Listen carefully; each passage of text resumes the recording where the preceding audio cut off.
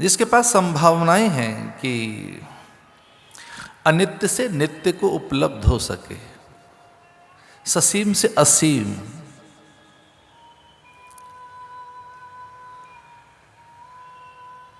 जो जीव से शिव बन सके, जो अपने स्वरूप और सत्ता से परिचय पाकर अपने ईश्वरत्व और ब्रह्मत्व को उपलब्ध हो सके। इसलिए जिसके पास असीम संभावनाएं हैं जीव से ब्रह्म तक बनने की, कि वह सहसा दैवत्व अर्जित कर ले और अपनी संकीर्णता, क्षुद्र, मूढ़ता, चांचल्य, देह आलस्य और अंतःकरण की अज्ञानता से छलांग लगाकर जो नारायण हो सके। इसे हमारी संस्कृति बड़ी सुंदर बात कहती है कि यहां जीव नर से नारायण हो सकता है। इतना औदार्य कहीं अन्य संस्कृति में नहीं मिलता। क्या वो बन सके? नर से नारायण बनने का जो अवसर देती हो, वैसी संभावनाएं देती हो, वैसी सामर्थ्य देती हो, जन्म से वैसी योग्यता देती हो, ईश्वर बहुत महान है। वह जन्म से ही हमें वे सब साधन प्रदान कर देता है कि हम अपने ईश्वरत्व को, भगवत्ता को, पूर्णता और अपने भीतर की आत्मा में परमात्मा को उपलब्ध हो सके। उसी के हम अंश हैं, वो हमारा अंश ही है।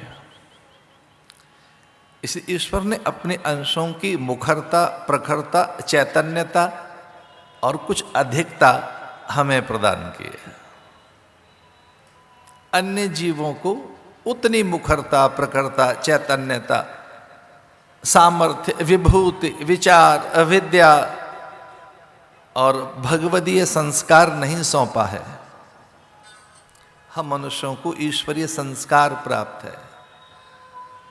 प्रस्थानत्रयी के अभ्यासी, गीता, उपनिषद, ब्रह्मसूत्र के अध्ययन में जो निरंतर रत रहते हैं, श्रोत्रिय सत्पुरुषों के सानिध्य में जो साधना पारायण हैं, जो सूखी समिधा हाथ में लेकर, बहुत शरणागति का भाव लेकर, समर्पित होते हुए जो गुरुजनों की समीपता में कहीं साधन कर लेते हैं, उनके अनुभव बड़े निराले हैं।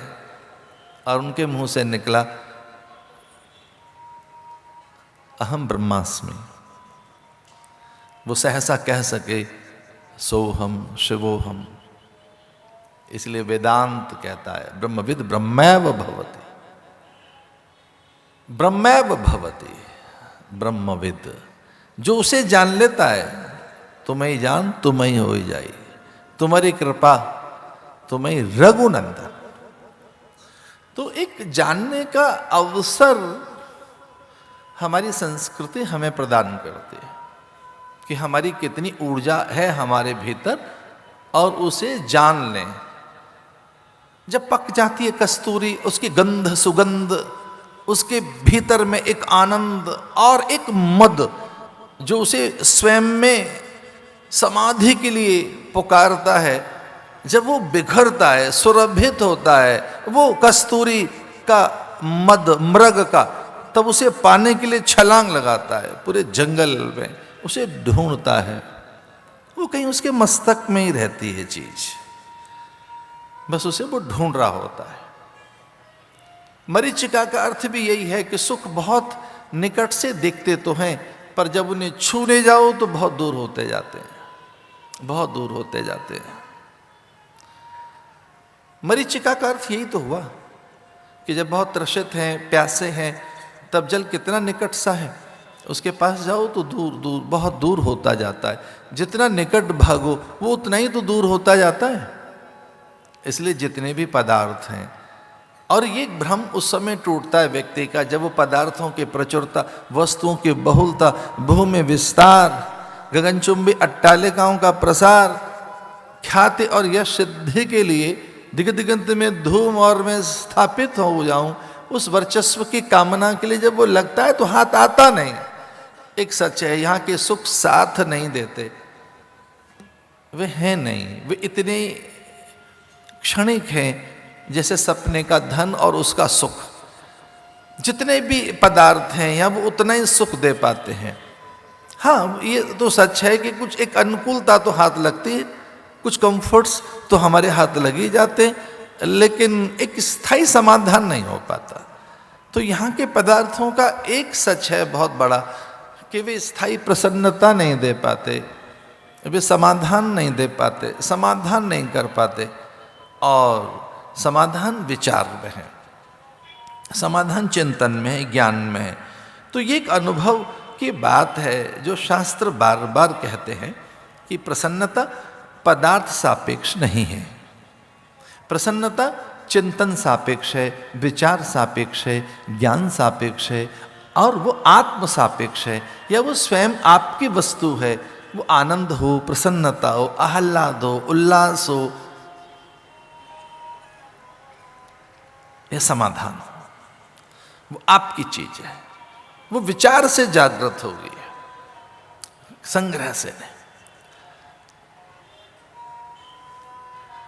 संयोग से कथा एक अवसर तो देती है विचार के लिए हमें, कि हम विचार कर सकें और सद्विचार से, सद्विवेक से, चिंतन से, मनन से, और उससे भी पहला एक साधन है श्रवण से, मनुष्यों ने बहुत कुछ पाया है। तो जो एक चिंतन है, मनन है, निधिध्यासन है, आत्म अनुशासन है, आत्मनिरीक्षण है, आत्म संयम है, ये सारी चीज़ें श्रवण से सिद्ध होती हैं, सुनने से सिद्ध होती हैं। इसलिए कहीं हम शास्त्रों के निकट जाकर देखें कि पहला साधन क्या है, तो पहला साधन मनुष्य के लिए बताया श्रवण, कि वो सुने, ये पहला साधन है। तो साधना के गलियारे में अध्यात्म के पथ पर अगर आप चल रहे हैं और आपको इहलोक परलोक की संपदा या आपको सिद्धि चाहिए, समाधान चाहिए, भ्रम निवृत्ति चाहिए, तो पहला साधन है श्रवण। इसलिए शास्त्र ने और वेद ने ये नहीं कहा कि पहले देखो या पहले बोलो या पहले कुछ छुओ या चखो। वेद का सीधा निर्देश है कि पहले सुनो, भद्रम कर्णे भी शृणुयाम देवा। पहले सुनो, सुनने के लिए बात कही गई, जो एक वेदांत दर्शन है, जो वेदांत फिलॉसफी है, जो प्राय हम सन्यासी जिस दर्शन का आश्रय लेते हैं। अनेक मत हैं, द्वैत है, द्वैताद्वैत है, विशिष्टाद्वैत है, शुद्धाद्वैत है, अद्वैत है। तो जो प्राय हम सन्यासियों को अभ्यास कराया जाता है, जिन ग्रंथों का, जिस दर्शन का, जिस साधन विधि का, उसमें भी सबसे पहले साधन सुनना है। श्रवण पहला साधन है। श्रवण, फिर मनन, श्रोतव्यो मंतव्यो, तो पहला श्रवण है जिससे मंगल होता है। श्रवण मंगलम। तो जो भीतर के कषाय हैं, भ्रम हैं, अनेक प्रकार की मान्यताएं, आग्रह हैं, हमारी कोई हट है, कोई भीतर में बहुत गहरे छिपी हुई हमारी जिद है, उस पर प्रहार करता है विचार।